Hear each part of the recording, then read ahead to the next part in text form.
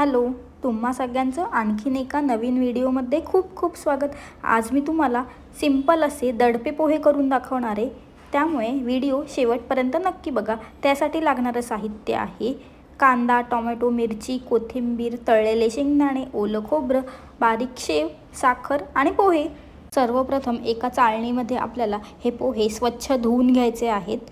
हे पूर्ण ओले करून घ्या। पोहे धुवून झाले ना की आता आपल्याला कांदा, टोमॅटो, मिरची, कोथिंबीर कापलेली ना त्याच्यामध्ये आपल्याला 1 चमचा साखर टाकायची आहे आणि इथे थोडंसं मीठ टाका। आणि मीठ वगैरे टाकून झालं ना की आता त्याच्यामध्येच आपल्याला 1 लिंबू पिळून घ्यायचा आहे। या कांदा, टोमॅटो, मिरची, कोथिंबीर म्हणजे सगळीकडे हे लागतं।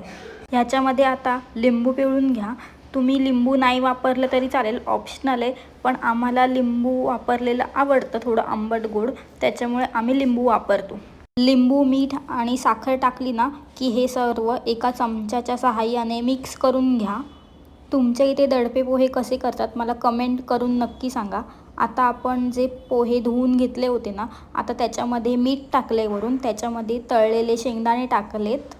आता त्याच्यामध्ये वरून ओलं खोबरं टाकायचं। दडपे पोह्यामध्ये ओलं खोबरं पाहिजेच, म्हणजे त्याच्याशिवाय दडपे पोह्यांना चव नाही।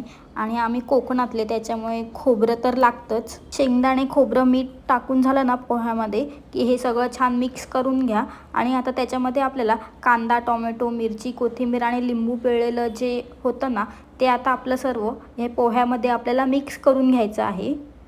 हे सगळं छान मिक्स करून घ्या। आम्ही हे दडपे पोहे ना ऑफिसमध्ये केले होते, त्याच्यामुळे आमची ते मोठी परात नव्हती, त्यामुळे आमची ती जी डिश होती त्याच्यामध्ये आम्ही ॲडजस्ट करून घेतलं आणि ह्याच्यामध्ये बारीक शेव टाकली। बारीक शेव पण ऑप्शनल आहे। जर तुम्हाला रेसिपी आवडली तर चॅनलला लाईक, शेअर आणि सबस्क्राईब करायला विसरू नका। आणि तुमच्या इथे दडपे पोहे कशा प्रकारे बनवले जातात हे मला कमेंट करून नक्की सांगा। तुम्ही सुद्धा अशा प्रकारे दडपे पोहे नक्की करून बघा आणि चॅनलला अजूनसुद्धा सबस्क्राईब केलं नसेल तर सबस्क्राईब करा। बाय।